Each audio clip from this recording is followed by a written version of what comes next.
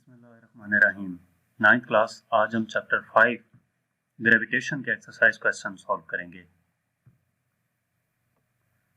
First question है हमारे पास, state Newton's law of gravitation. Newton's law of gravitation है, उसको हमने एक्सप्लेन करना है। तो basically Newton's law of gravitation जो है उसकी डेफिनेशन क्या है आपके पास, कि इस लॉ के मुताबिक हमारे पास इस यूनिवर्स में जितनी भी बॉडीज मौजूद हैं वो बॉडीज एक दूसरे को अट्रैक्ट कर रही होती हैं। यानी कि किसी भी दो बॉडीज के दरमियान जो फोर्स ऑफ अट्रैक्शन है वो डायरेक्टली प्रोपोर्शनल होती है उनके मैसेज के, और इन्वर्सली प्रोपोर्शनल होती है उन मैसेज के दरमियान जितना डिस्टेंस होगा उनके। ठीक है, कि यूनिवर्स के अंदर जितनी भी बॉडीज मौजूद हैं उन बॉडीज में फोर्स ऑफ अट्रैक्शन होती है। तो अगर हम दो बॉडीज की सपोज बात करें तो उन दो बॉडीज में से जो फोर्स है उन दो बॉडीज के मैसेज के डायरेक्टली प्रोपोर्शनल, उन मैसेज के प्रोडक्ट के डायरेक्टली प्रोपोर्शनल होगी, और उनके दरमियान जो डिस्टेंस होगा उसके स्क्वायर के इनवर्सली प्रोपोर्शनल होगी। उसको अगर हम मैथमेटिकली लिखें तो ये फोर्स उन दो मैसेज के प्रोडक्ट के डायरेक्टली प्रोपोर्शनल है, और ये फोर्स उन दो मैसेज के दरमियान जो डिस्टेंस डी होगा उसके स्क्वायर के इनवर्सली प्रोपोर्शनल है जी। इसमें ग्रेविटेशनल कांस्टेंट होता है। नेक्स्ट हमारे पास इसका क्वेश्चन नंबर 2 है, express Newton's law of gravitation in mathematical form.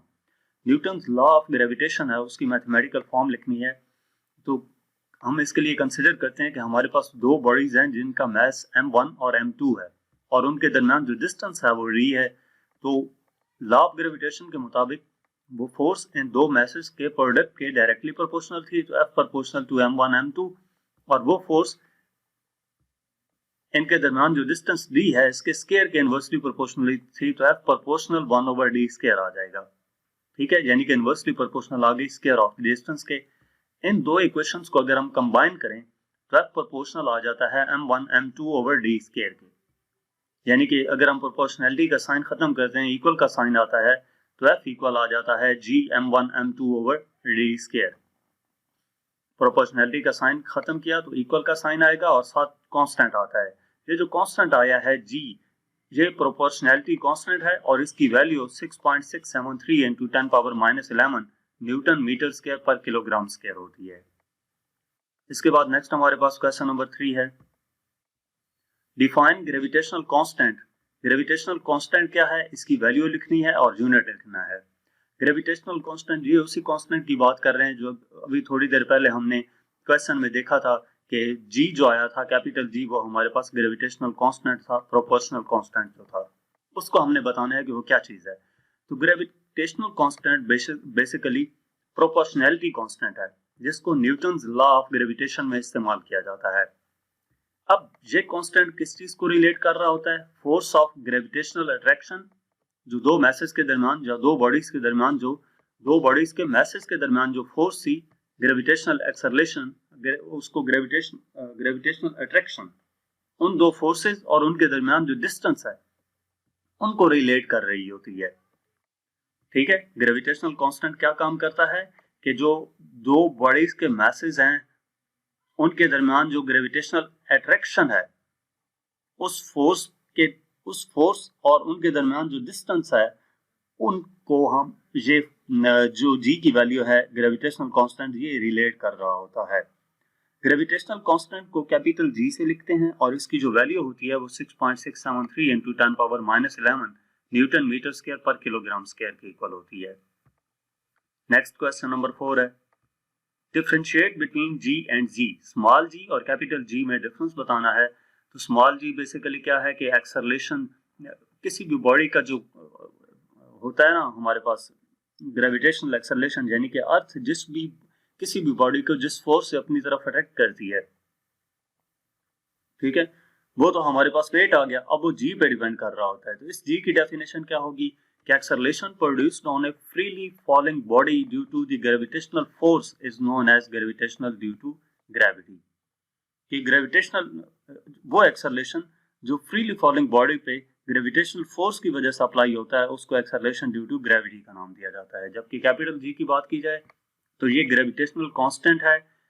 ये कांस्टेंट रिलेट कर रहा होता है दो बॉडीज जिनकी मैस भी हो और उनके दरमियान फोर्स ऑफ अट्रैक्शन अप्लाई हो रही होती है और उनके दरमियान जो डिस्टेंस होता है इन तीन चीजों को वो रिलेट कर रहा होता है ग्रेविटेशनल कांस्टेंट।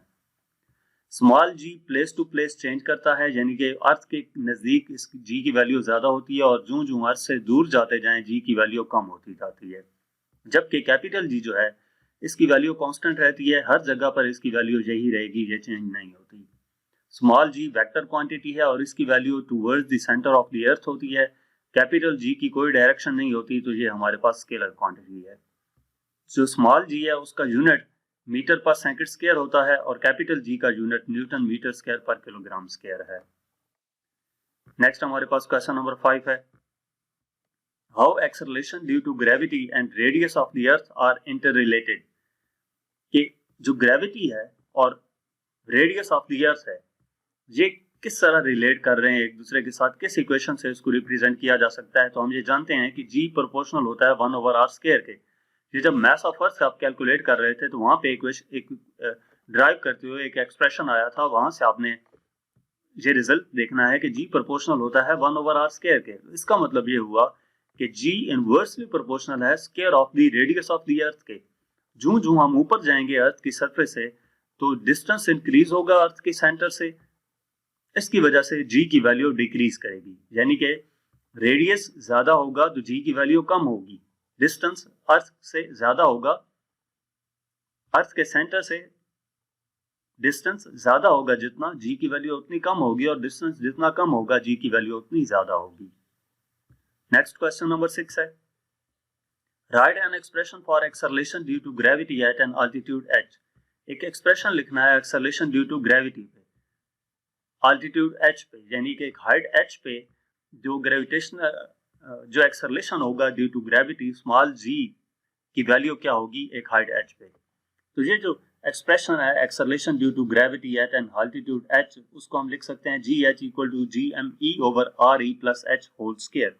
इसमें g जो है वो स्मॉल g ग्रेविटेशनल एक्सेलरेशन है, GH लिखा है कि एक स्पेसिफिक हाइट पे उस g की value, capital G gravitational constant है, ME मास ऑफ अर्थ है, RE रेडियस ऑफ द अर्थ है और h वो हाइट है जिस हाइट पे हमने g की वैल्यू देखनी है।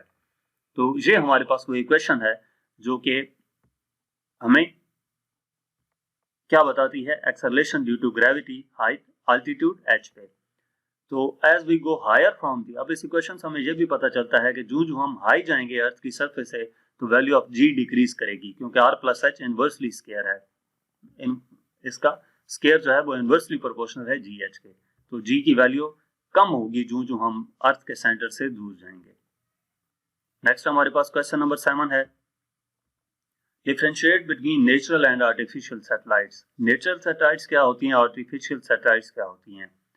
तो नेचुरल सैटेलाइट्स जो है हमारे पास, नेचुरल सैटेलाइट कोई भी हमारे पास ऐसी कैलिस्टियल बॉडी है स्पेस में जो ऑर्बिट करती है लार्जर बॉडी के अक्रॉस। जैसे कि आप मून को, चांद को देखते हैं तो वो जमीन के गिर्द रिवॉल्व कर रहा है, तो जमीन जो मून है वो नेचुरल सैटेलाइट है। इसी तरह अर्थ सूरज के अक्रॉस रोटेट कर रही है तो अर्थ क्या है, नेचुरल सैटेलाइट है। आर्टिफिशियल सैटेलाइट क्या होती है, आर्टिफिशियल सैटेलाइट वो सैटेलाइट होती है जो ह्यूमन खुद बनाकर स्पेस में भेजते हैं।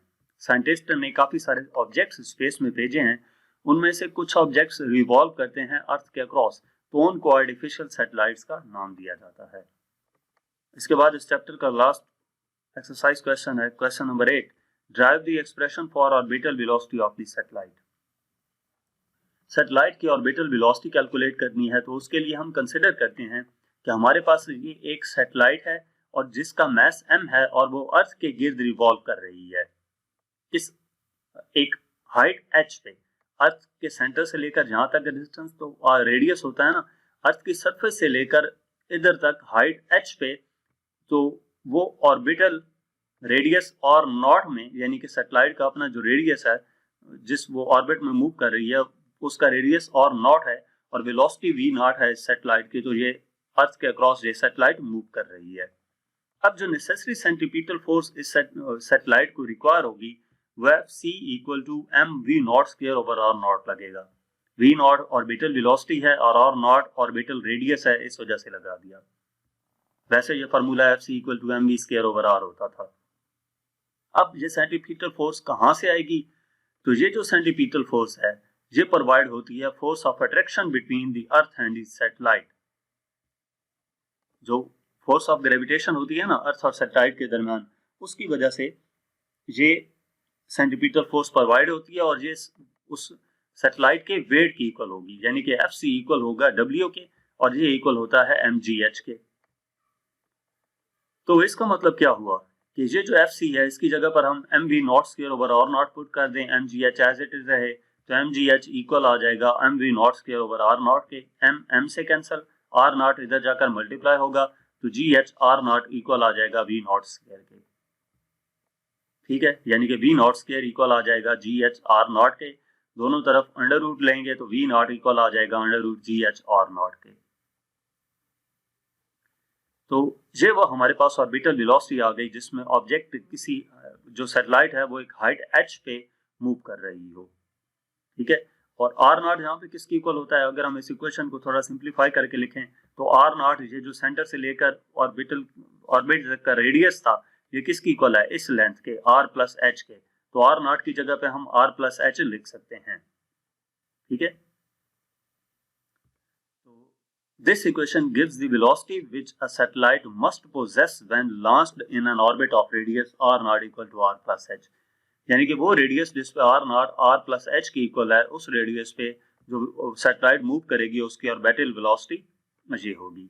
अब अगर हम एक इसका स्पेशल केस डिस्कस करें कि जो सैटेलाइट थी वो अर्थ के बिल्कुल नजदीक मूव कर रही है। ठीक है, अब ये देख सकते हैं कि जो सैटेलाइट है सपोज उसका जो ऑर्बिट है वो ये है अर्थ के सरफेस से थोड़ा सा ऊपर, तो हाइट h है यहाँ पर। ठीक है, तो इस केस में जब हम ये केस कंसिडर करेंगे कि वो सैटेलाइट अर्थ की सरफेस के करीब है तो r ग्रेटर देन h होगा, यानी कि जो रेडियस है वो काफी ज्यादा होगा h की निस्बत। तो इस सूरत में हम h को नेग्लिजिबल कर सकते हैं, निगलेक्ट कर सकते हैं, यानी कि r प्लस h इक्वल हम ले लेंगे रेडियस ऑफ द अर्थ के। ठीक है, और इसी तरह जो gh है यानी कि हाइट पे जो g की वैल्यू थी वो ऑलमोस्ट g के इक्वल होगी, क्योंकि हाइट हमने नेग्लेक्ट कर दी,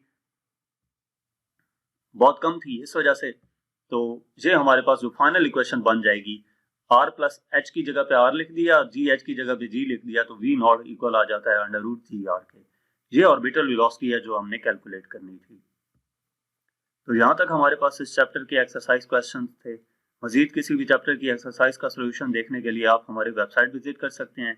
इसके अलावा आप हमें इंस्टाग्राम, फेसबुक और यूट्यूब पर फॉलो करें, और अगर आप हमसे ऑनलाइन या होम ट्यूशन पढ़ना चाहते हैं तो व्हाट्सएप पे कांटेक्ट कर सकते हैं। Thank you.